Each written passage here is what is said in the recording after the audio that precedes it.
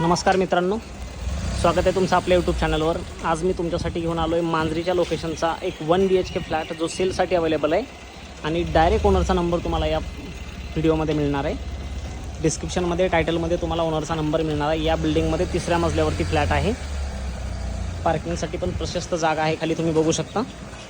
आणि ह्या फ्लॅटची जी किंमत असणार आहे फक्त 17 लाख रुपये किंमत असणार आहे। जवळपास 500-550 स्क्वेअर फीट बिल्टअप एरिया 1 BHKचा असणार आहे।